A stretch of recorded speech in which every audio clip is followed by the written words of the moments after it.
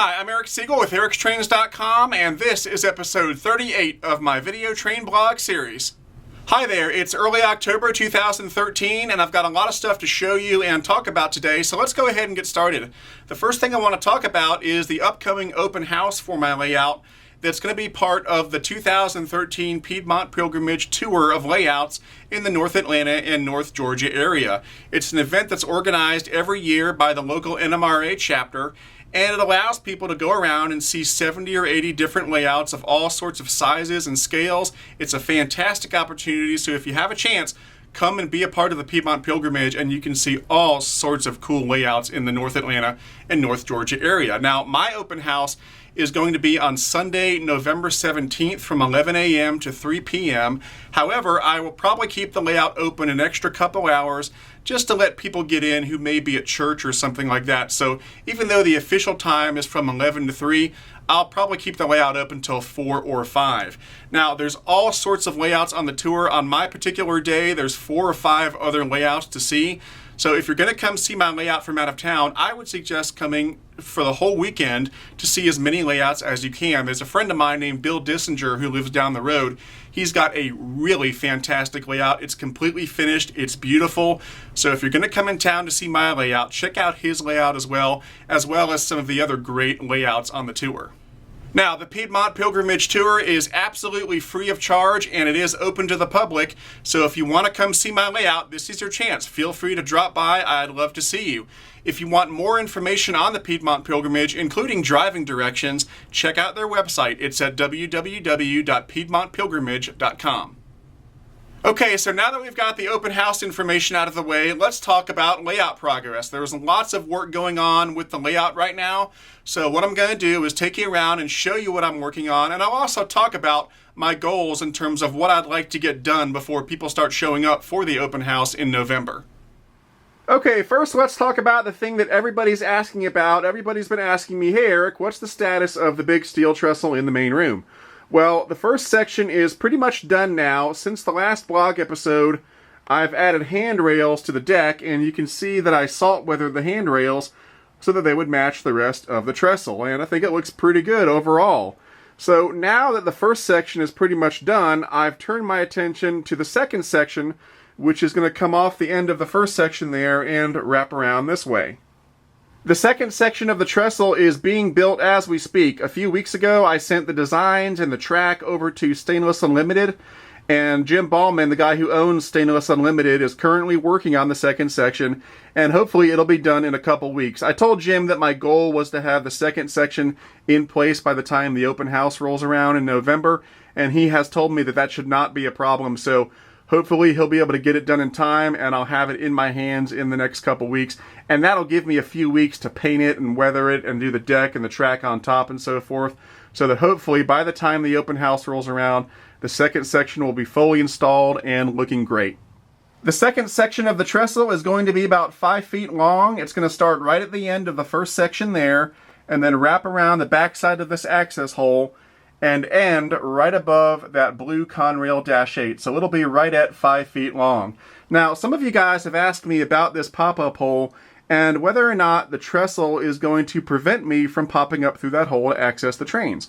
And the answer is sort of, but not really. So let's talk about the hole for a minute. You know, I like to use this hole to run the trains and to access the trains on the back of the table. So I didn't want to bring the second section directly over this hole because that would block me from getting through the hole. So what I did is I decided to have the trestle just skirt along the back corner of the hole and then come back around to end right above that Dash 8. So what's going to happen is I'm going to lose about 4 inches off the back of this access hole. I'm going to bring the scenery in about 4 inches, and that will make room for one of the support towers that's needed for the second section of the trestle. So the hole will get a little smaller as a result of the trestle, but it will not be eliminated, and my access will not be prevented. Now, eventually, one of these days, I'm probably going to cover up this hole completely.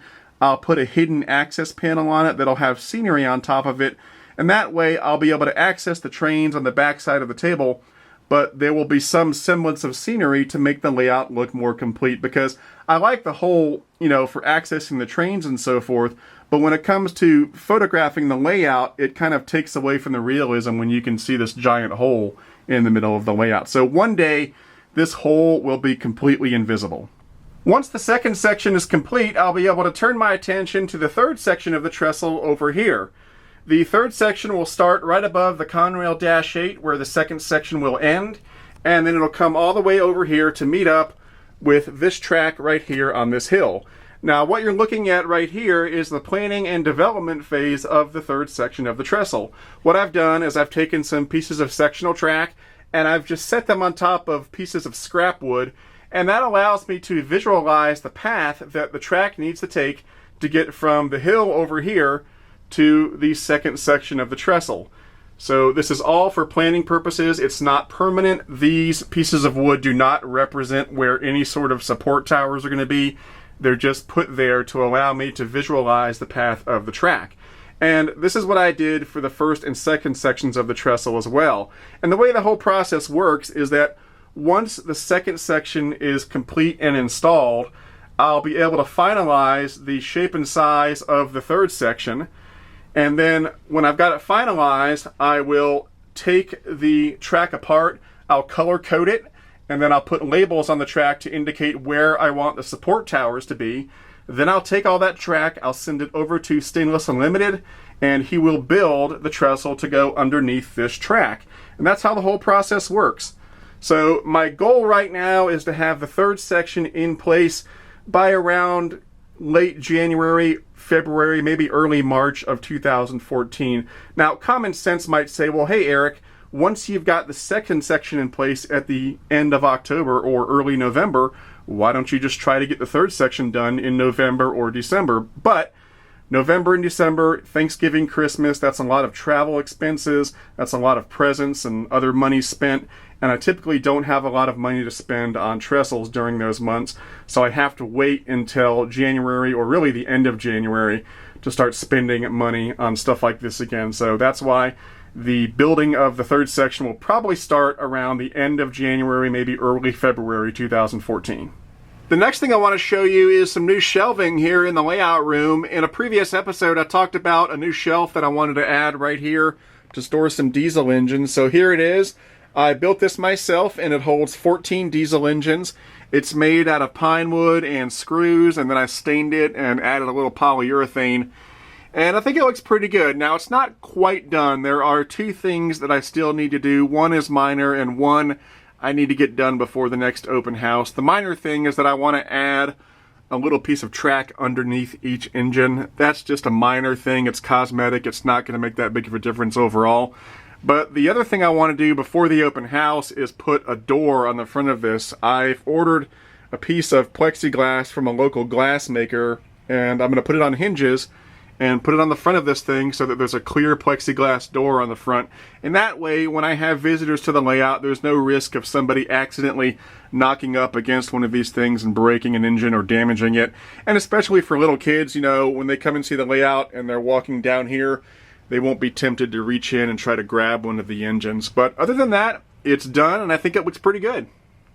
One interesting side note about these new shelves is that when I started loading them with diesel engines, I didn't have any master plan about what types of diesel engines I would have on these shelves.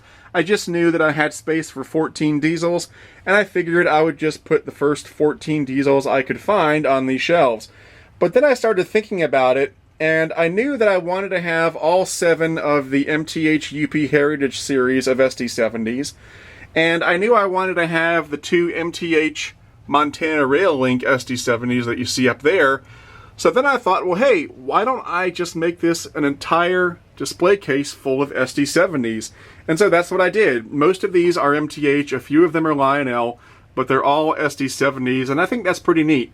Now, this is not all the SD70s that I own, but it is a lot of them, and I think it's just really cool to have a whole display case full of nothing but SD70s. I've also ordered some more of this open shelving from Glenn Snyder Display Systems. I actually ordered it today, and the new shelving from Glenn Snyder is going to be installed up in the stairwell.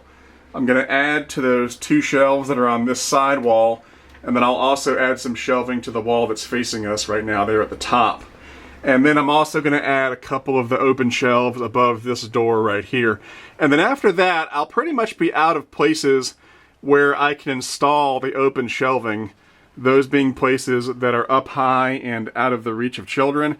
After that, I'll have to build shelving down low, and that'll have to be the custom shelving that has the plexiglass in front. So I'll probably put some right here, as well as some along this wall right here. A few people who have seen these Glenn Snyder shelves in my layout room have asked me how stable they are.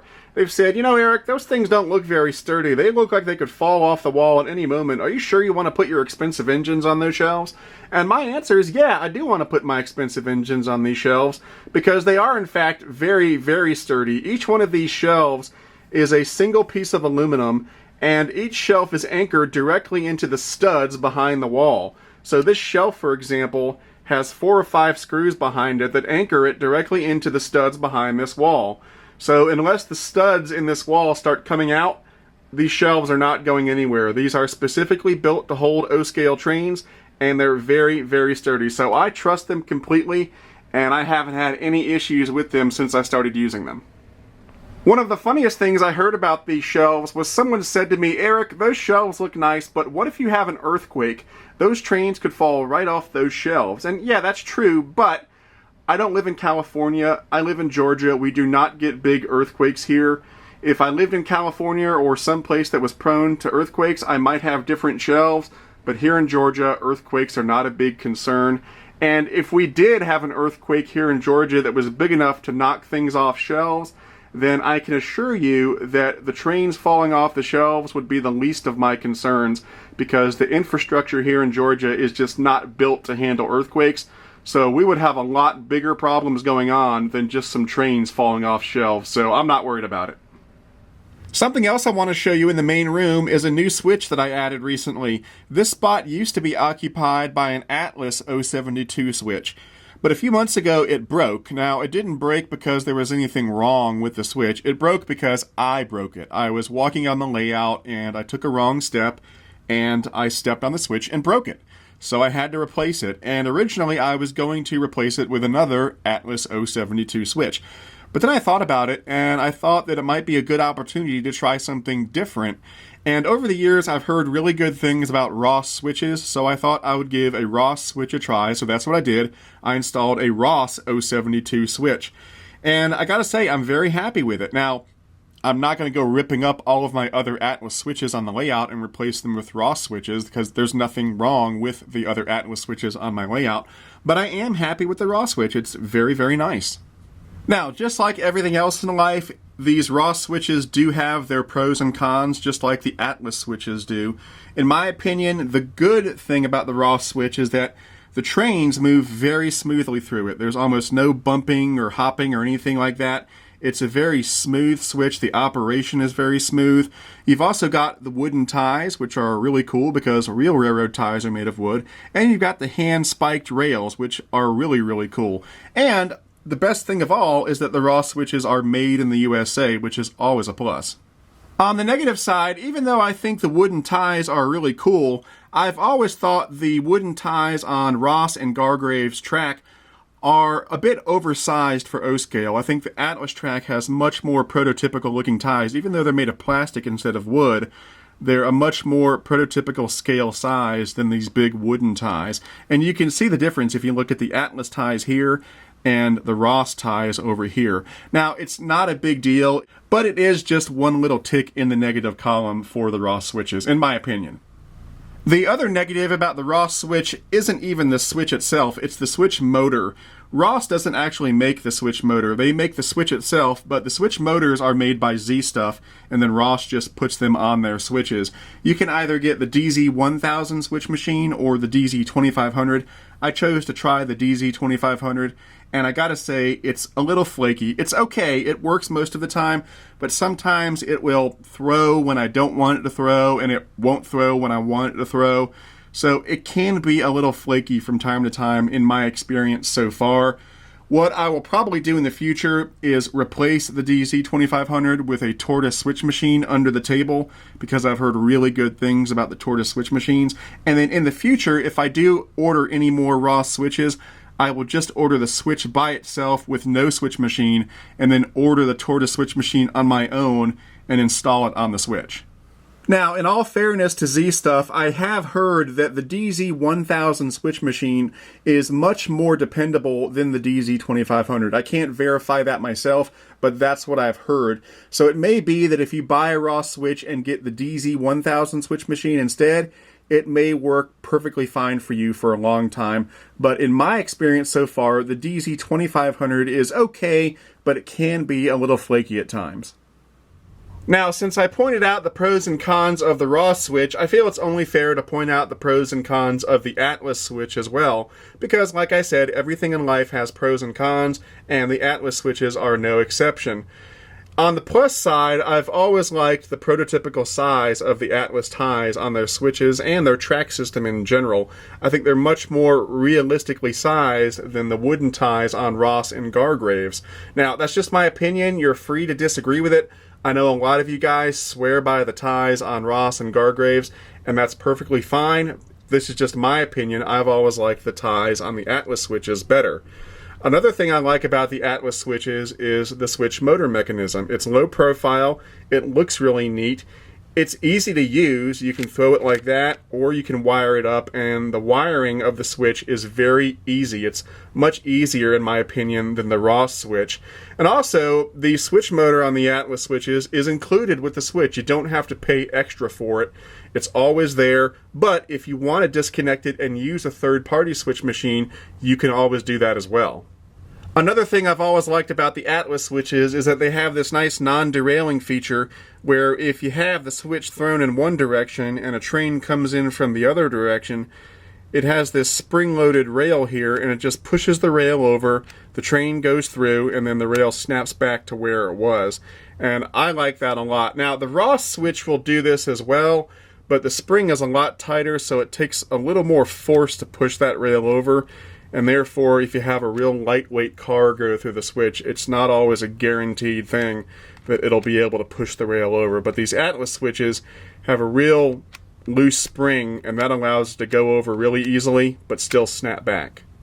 On the negative side, one thing I've always noticed about the Atlas switches is that they're not quite as smooth and quiet as the Ross switch. When a train goes through the Atlas switch, there's a little more bumping and hopping and therefore a little more noise associated with it when it goes over this area right here. The Ross switch is definitely a little quieter, a little smoother than the Atlas switch. It's not a big deal, but it's just something that I've noticed over the years. Another thing I'm not crazy about is this area here where they've got this plastic ramp that you have to put in to avoid any pickup rollers or pickup shoes on cars causing a derailment when they get caught up on this rail here.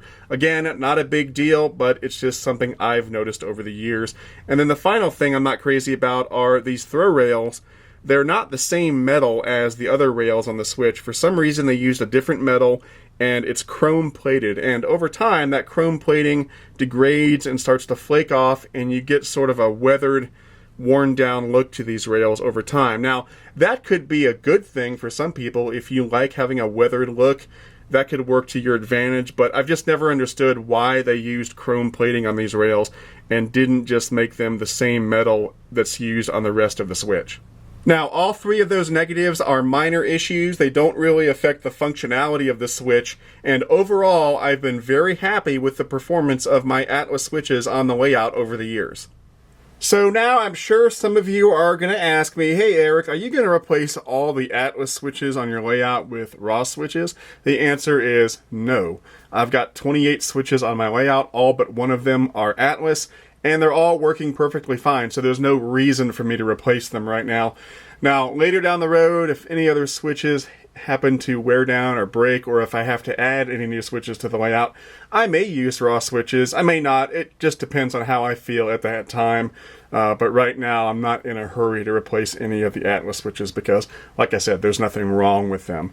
Now, if you look right here, the last thing I'll show you is that I've got an Atlas switch and a Ross switch, and these are actually wired together so that they throw at the same time. So when I press the button on my MTH remote to throw the switch, they both throw simultaneously. So I'll do that right now, and you can see the difference in how the Atlas switch throws versus how the Ross switch throws. Okay, I've got the switches powered up, and just so you know, I've got all my switches wired into my MTH AIU, the accessory interface unit, so that I can throw the switches from the MTH remote. And basically what I did is both of these switches are wired into the same port on the AIU, so that when I throw it, it throws both switches simultaneously, like this. So this is how the Atlas switch throws. It's a very quick action. And actually I like that because it makes a sound. It makes a kind of sound. And the reason I like that is because for the switches that I have that are on distant parts of the layout where I can't necessarily see the switch, a lot of times I can tell the switch has thrown successfully by the sound that it makes. So I can close my eyes and throw this switch, and I know that it's thrown because I heard that sound. The Ross switch, on the other hand, is very quiet when it throws compared to the Atlas switch. So I'm going to throw it now, and let's give it a listen. The first sound you'll hear is the clack of the Atlas switch throwing in the background, but then you'll hear the nearly silent sound of this thing throwing. Very, very quiet. Now, you may ask which one is better. Really, neither is better. It just depends on what you like. If you like a silent throwing switch that has a slower movement to it, the Ross is better. If you like to hear that audible clack of the switch when it throws, the Atlas is better. I actually kind of prefer the clack of the Atlas switch because, as I said, for those switches that are more distant on the layout, that audible clack lets me know that it's thrown even when I can't see it. The next thing I want to show you is also in the main room, and it's right next to the big steel trestle. It's this spot right here, which is the location of a new structure that I'm putting on the layout. You know, I've done a lot of work on the layout, but the one thing that it is seriously lacking right now is the presence of structures. And that's because structures are the last thing to go on a layout after all the scenery and track work and so forth. And so that's where I'm at now. I'm at the point where I can seriously start thinking about structures. You know, offices, houses, shops, restaurants, stuff like that. So the first major structure is going to go right there, and it's going to be a big modern diesel shop facility for the yard. Those two wood tie tracks there are going to go into the diesel shop. Eventually I'll be replacing the wood tie tracks with those Atlas concrete tie tracks that are in a pile back there. I'm having to scratch build the diesel shop because I looked around and you can't really buy a pre-made modern diesel shop. You can buy steam engine sheds, you can buy some small diesel sheds, but you can't really buy a modern diesel facility, which is what I wanted. So I'm having to scratch build it, which is something that I've never done on this scale before. So this is a huge learning curve for me. I'm having to kind of learn as I go, make mistakes, go back, correct them, and then keep on going. So it's been a challenge and a lot of fun. Now, the inspiration for the diesel shop that I'm building, I'm loosely, and I stress loosely, basing it on the Norfolk Southern engine shop that's in the Inman Yard in Atlanta, in downtown Atlanta. That was the original inspiration.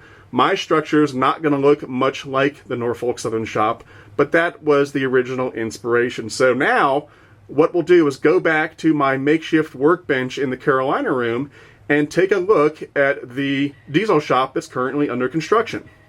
Okay, we're in the Carolina room, and here is what will eventually be the diesel shop. Now, it's not finished. It's not even close to being finished.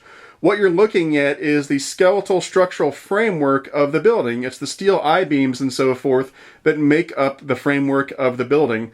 Now, I always get a little nervous when I show people something that's not finished because I know what it's going to look like because I'm building it, but you as the viewer don't know what it's going to look like.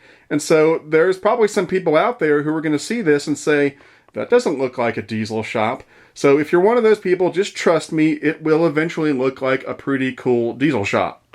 I've been working on the framework for a few weeks and I'm pretty happy with it. As soon as I feel the framework is done, I will paint it with some Rust-Oleum Rusty Metal Primer, and then I'll work on adding the walls and the roof and the front doors and the interior, you know, the crane and all the shop stuff that makes up a diesel shop. But that'll take quite a while. I'm not in a rush to finish this because, as I said, I've never done anything like this before, so I'm taking my time, I'm learning as I go, and hopefully that will result in a nice looking building. Now, The front of the building is right here. These are the two engine stalls where the engines will go in.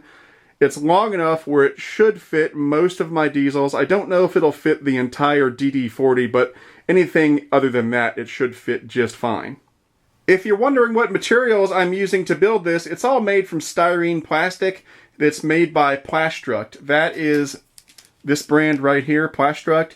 You can find this at most hobby shops. You can go to their website and see their catalog. I buy most of my Plastruct materials through Scenic Express because they have pretty much everything that Plastruct makes. But they make all these pieces, like these cool I-beams, stuff like that. They make handrails, pretty much anything you need to build a structure. This is one of the corrugated metal siding pieces that I'm going to use for the walls as well as for the roof. So pretty much anything you need to build a structure, Plastruct probably makes it. Now, I said that the original seed of the idea for the design of the shop came from the Norfolk Southern engine shop at Inman Yard in downtown Atlanta. And actually, as a side note, that yard has just been rebuilt over the last few years. And it's a brand new facility now, and it even has a brand new turntable on the outside of it. So if you've never seen it, check it out. You can see the turntable on satellite images of the yard.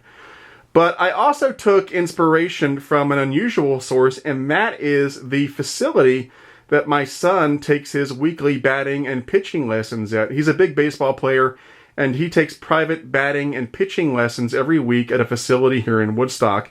And that facility is housed in a fabricated metal building. You know, it's got the red steel frame on the inside and then the corrugated metal siding on the outside. You've seen those kind of buildings. They're all over the place. It's not unique, but it is a cool looking building that could totally house some diesel engines. And in fact, the modern diesel facilities from Norfolk Southern or CSX, they're all those corrugated metal buildings these days. So that's what I wanted for my diesel shop, and that's what it's going to look like. Now, interestingly enough, the facility where he has his lessons is about 10 feet from the railroad tracks where the Georgia Northeastern Railroad runs. The building was never associated with the railroad. It just happens to be right next to the track. So every now and then during a pitching or batting lesson, the whole building will start to shake and a train will roll by. It's pretty fun. Anyway, so this building is sort of going to be a hybrid between the Norfolk Southern shop in downtown Atlanta and the facility where my son has his pitching lessons. And it's probably actually going to end up looking more like the pitching facility than the Norfolk Southern shops. And that's just because the pitching facility is right down the road from me. I can go over there, I can take pictures, I can go on the inside and see what it looks like from the inside out. So it's a lot easier to base this on that structure than the Norfolk Southern structure. But the Norfolk Southern structure is still where the original seed of the idea came from. Now, what I'm going to do is take this skeletal structure out to the layout, and I'm going to put it in the spot where it'll eventually be installed, and I'll even put the tracks going into the building, and hopefully that'll give you a little better of an idea of what this thing is going to look like when it's all done. Okay, here it is on the layout. That's where it's going to be installed when it's done. You can see the two tracks now going into the shop, and like I said, eventually the wood tie tracks will be replaced with those concrete tie tracks.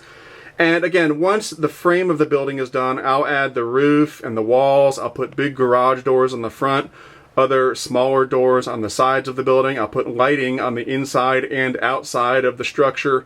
I'll put windows and skylights and gutters on the outside. And then on the inside, I'll put all sorts of detailing like a gantry crane and a crew and all sorts of stuff like that. Pretty much anything that needs to be done to make this thing look as cool as possible.